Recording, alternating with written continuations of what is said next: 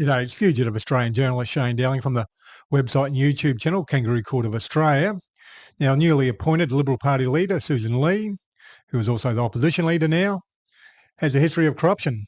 And it's worth reporting on because she is the alternative Prime Minister.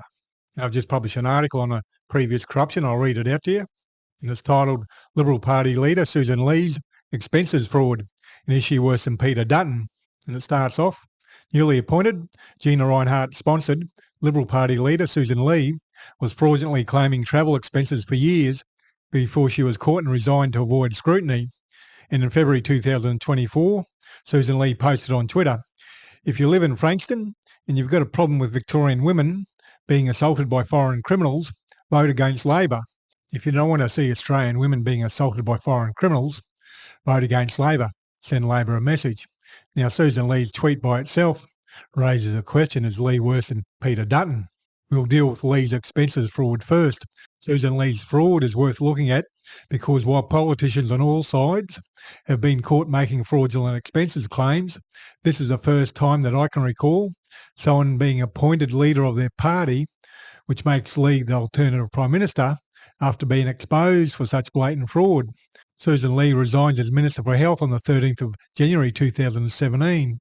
Ley's Wikipedia profile says, in January 2017, an examination of Ley's expenditure claims and travel entitlements revealed she had purchased an apartment on the Gold Coast close to the business premises of her partner for $795,000 while on official business in Queensland.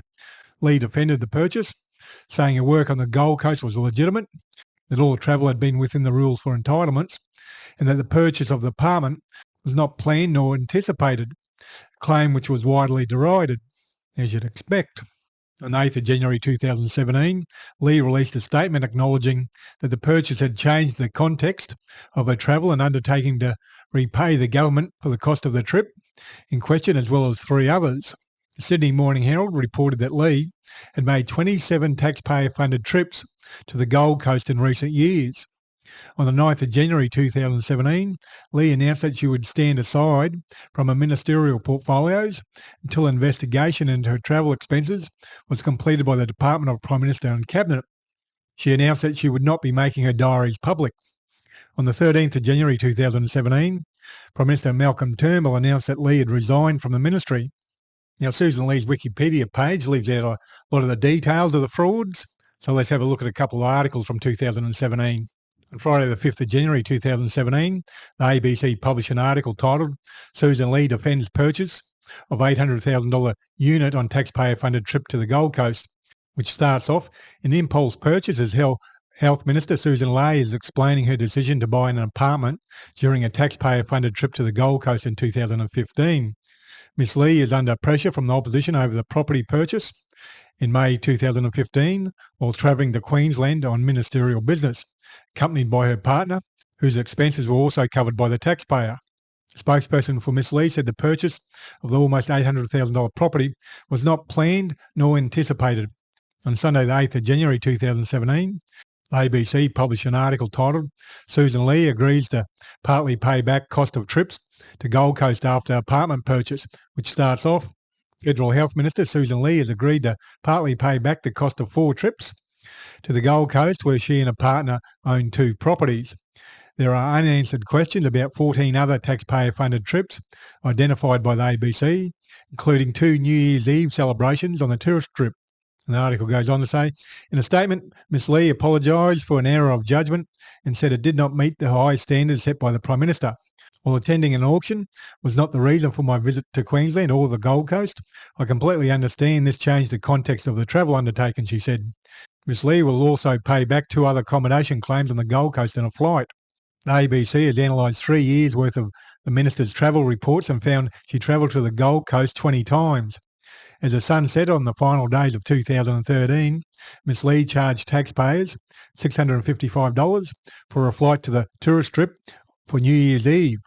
A year later, after another Gold Coast New Year's Eve, she charged for her and her partner's flights back to Sydney. The most expensive flight was $12,365, charter flight taken in March 2015. The ABC put questions to Miss Ley's office about 18 trips worth $53,000 $877. She declined an interview, but her office issued a statement saying, in her portfolio, she is required to undertake extensive meetings with doctors, patients and other organisations that are not media or public events. Monday the 9th of January 2017, the Sydney Morning Herald published an article titled Labor Calls on Sussan Ley to Explain Property Purchase while on Taxpayer-Funded Trip, which starts off, Health Minister Sussan Ley is facing fresh calls to resign after revelations she has taken 27 taxpayer-funded flights in and out of the Gold Coast over recent years, including over 2 consecutive years during the New Year Eve period. Ms Ley has come under fire for purchasing an $800,000 apartment on a 2015 taxpayer-funded trip to the Gold Coast, where her partner owns a bin cleaning business. The government records show Ms Ley, who is based in Albury, has been a frequent visitor to the Gold Coast since 2013, and that she has made significantly more trips to the area than her non-Queensland front bench colleagues. Spent 37 nights on the Gold Coast since 2013, including 15 nights in 2013, 11 nights in 2014, 10 in 2015, and 1 in the first half of 2016. By contrast, Nationals leader Barnaby Joyce has spent 3 nights on the Gold Coast over the same period, and Communications Minister Mitch Fifield 5 nights. Among Miss Ley's 27 flights to the Gold Coast was a flight on December 30, 2013 from Albury to Coolangatta via Sydney. Miss Ley used a cab charge voucher that day before taking 2 taxpayer-funded taxis on New Year's Eve. The following year, Miss Ley charged taxpayers for a flight from Coolangatta to Sydney on New Year's Day, as well as a flight for a family member. Ms Ley did not charge taxpayers for accommodation over these periods. There's a lot of unanswered questions Sussan Ley should have answered long ago, but Ley certainly should answer now, given her position as Liberal Party leader, coalition leader, and as the current alternative Prime Minister. And as you'd expect, News Corp to the rescue. News Corp propagandist Samantha Maiden has published an article on the 14th of May 2025 titled How Sussan Ley's Career Crashed, Burned and Was Revived, which says, in part, when Sussan Ley resigned from the front bench amid an ongoing expenses scandal nearly a decade ago, many thought her career was over. She stepped aside amid 2 investigations into her travel expenses, including her decision to purchase a $795,000 luxury apartment on the Gold Coast. She'd used a taxpayer-funded Comcar to scoot around the corner to check it out. After she was forced to resign in 2017, it would be 3 long years until it was revealed in a book, Party Animals, that Bill Shorten's Dirt Unit secretly orchestrated her downfall by leaking a dossier of travel records to newspaper outlets to engineer a political crisis. It would later emerge that the sole breach was using a Comcar to take her from a hotel to the $800,000 apartment she bought, a 5-minute journey. Claims she broke the rules by visiting the Gold Coast on New Year's Eve and piloting a plane were dismissed on the grounds she could prove official business on those days. Maiden in effect blames the then Labor Party leader Bill Shorten's Dirt Unit for Sussan Ley's travel rorts, and then says it would later emerge that the sole breach was using a Comcar. Having a government department clear Sussan Ley has no credibility. Let them release all the details, or Sussan Ley can release all the details. I noticed News Corp propaganda Samantha Maiden made no mention of Sussan Ley's 27 taxpayer-funded flights, reported by the Sydney Morning Herald, or Sussan Ley's 18 trips worth $53,877, reported by the ABC in her article. Why does Maiden leave those key facts out? Because they undermine her article and also Sussan Ley. Is Sussan Ley worse than Peter Dutton? As a side note, on the 29th of February 2024, Sussan Ley posted a message, which I'll put up on screen now, on Twitter. And I posted a comment below that. Now, I already read out what Sussan Ley wrote at the beginning of this video, but I'll read it out again, then I'll read out my comment. Now, Sussan Ley wrote, if you live in Frankston and if you've got a problem with Victorian women being assaulted by foreign criminals, vote against Labor. If you do not want to see Australian women being assaulted by foreign criminals, vote against Labor. Send Labor a message. And I responded at the bottom there, you can see on screen now.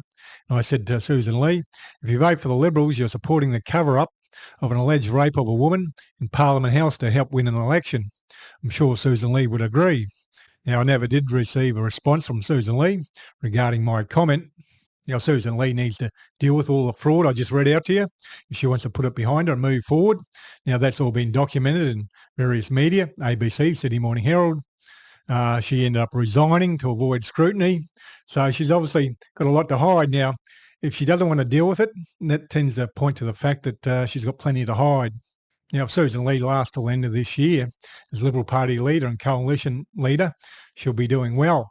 Not only does Sussan Ley's own conduct undermine her position as Liberal Party leader, but half the Liberal Party will be trying to undermine her as well, trying to have Angus Taylor appointed leader.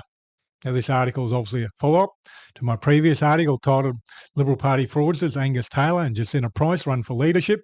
Now, obviously, Angus Taylor failed and Sussan Ley was appointed Liberal Party leader.